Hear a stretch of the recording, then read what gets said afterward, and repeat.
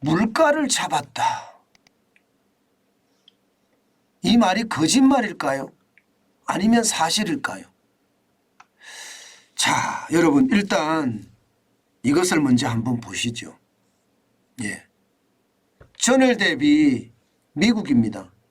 생산자 물가지수 하락폭입니다. PPI. 생산자 물가지수가 PPI잖아요. 무려 말입니다. 마이너스 0.5%포인트입니다. 이 정도 수치는요. 3년 만에 최대폭 하락이고요.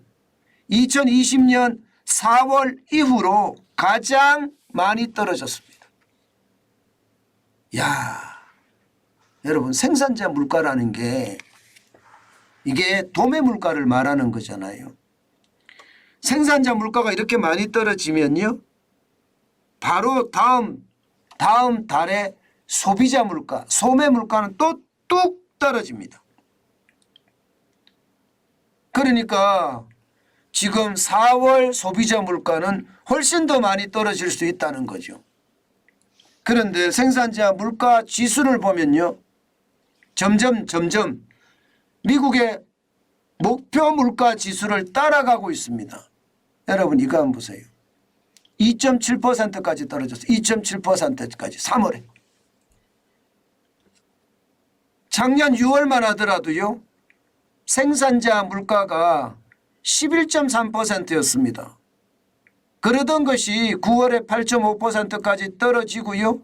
올 1월에는 6%까지 떨어지더니 2월에는 4.6%, 3월에는 3%까지 떨어졌습니다. 시장이 이렇게 되니까요.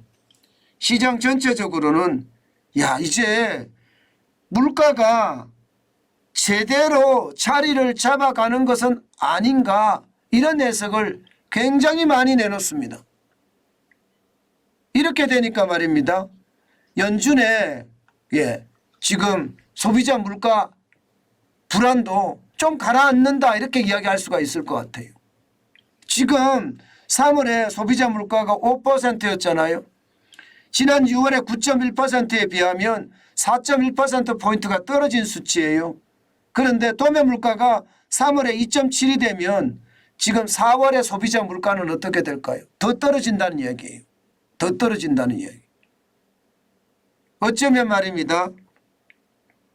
미국은요. 이제 소비자 물가를 잡았다. 물가가 워낙 올라가는 걸 잡았다. 이렇게 얘기하고 있는지도 모르겠습니다. 예. 그러다 보니까 말입니다. 금리에 대한 것도 이게 느슨해지는 거예요. 당장 5월 3일 날 미국의 기준금리를 안 올릴 거다. 동결할 거다. 이런 이야기도 지금 시장에는 굉장히 많이 나오는 겁니다. 5%에 스톱할 거다는 이야기 말입니다.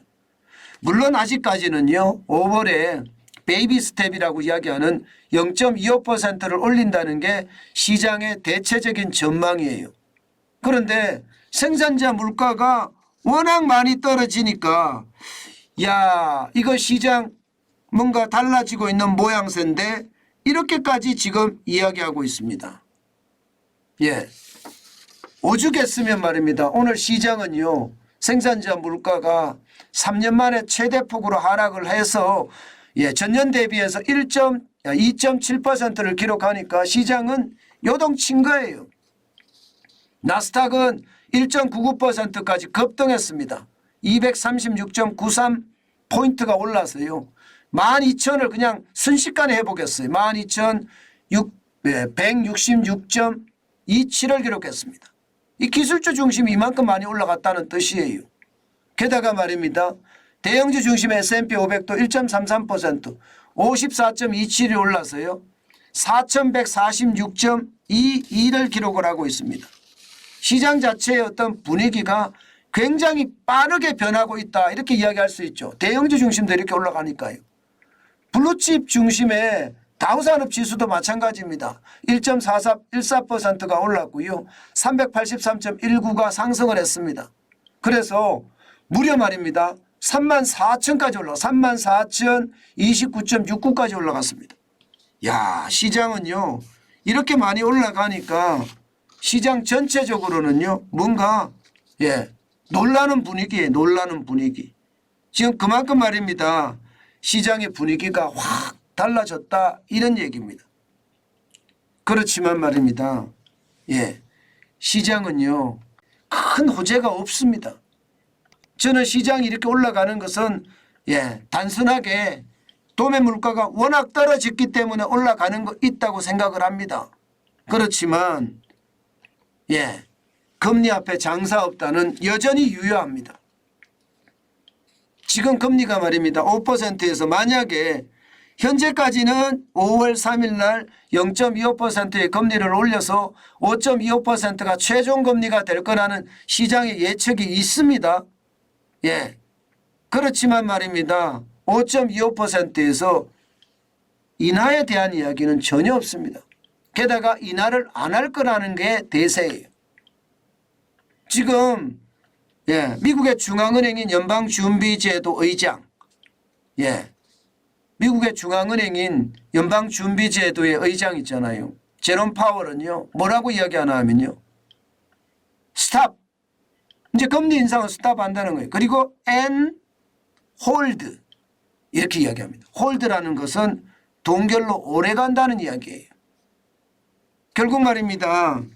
물가가 완전히 잡힐 때까지는 지금 뭐 소비자 물가는 여전히 5%니까 이게 2%까지 밑으로 떨어지기 전까지는 쉽지 않다는 게 시장의 위치고요. 결국은 올리게 되면 경기 침체는 온다는 게 지금 시장의 어떤 이야기입니다. 또 하나의 중요한 것은요, 근원 물가는 지금 안 떨어지고 있습니다. 근원 물가는 오히려 말입니다. 소비자 물가보다 더 높이 올라가고 있거든요. 그런 상황을 감안해 보면 아직까지 물가를 완전히 잡았다 이렇게 이야기하기는 쉽지 않다. 예, 분명한 것은 신호는 있다. 그러나 전체적으로 잡았다고 이야기하기는 멀었다. 때문에 예, 시장의 어떤 환호성이 예, 제가 여기에다 물을 뿌리는지 모르겠지만 예, 저는 물을 뿌려야 된다고 생각합니다. 분명히 경기 침체가 예정되어 있기 때문에 시장이 워낙 활활 타오르니까 불안하다 이런 생각이 오히려 더 듭니다. 오늘 우리 시장도 말입니다. 이렇게 되면 활활 타오를 겁니다.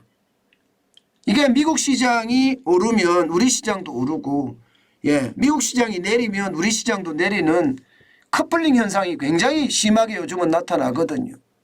그런 상황을 감안해 보면요. 예, 당연히 오늘 우리 시장도 변동폭이 장난 아니겠구나. 예, 그런 생각을 많이 하게 됩니다. 우리 시장은 여러분들에게 제가 계속 말씀을 드렸지만 묻지마 투자가 굉장히 많이 시작이 됐고요. 묻지마 투자. 여기에다가 B2가 난리도 아니에요. 외국인까지도 몰려왔습니다. 게다가 미국 시장에 어떤 호재까지 있었습니다. 이러면 우리 시장은 예, 오늘 뭐 호재가 있는다고 하더라도요. 호재가 있으면 더 난리가 나겠지만 기본적으로는 오늘 시장의 변동폭 굉장히 크겠다. 그 생각 다시 한번 해봅니다. 하여튼 조심하세요, 여러분. 투자는요. 진짜 조심하셔야 되고 제일 중요한 것은요. 나만의 투자 원칙을 반드시 가져야 됩니다. 예, 나만의 투자 원칙이 굉장히 중요합니다. 머릿속으로 가지는 것이 아니라 마음속으로 내가 체험을 통해서 나는 내가 산 가격에 15% 20% 올라가면 판다. 이런 나만의 투자 원칙이 지금 이때는 절실해 보입니다. 뭐 이 시장이 기회라고 생각하고 투자하시는 분들도 많거든요. 그렇기 때문에 아주 중요하게 지켜야 될 것은 나만의 투자 원칙이라는 것 여러분 잊지 않았으면 좋겠습니다.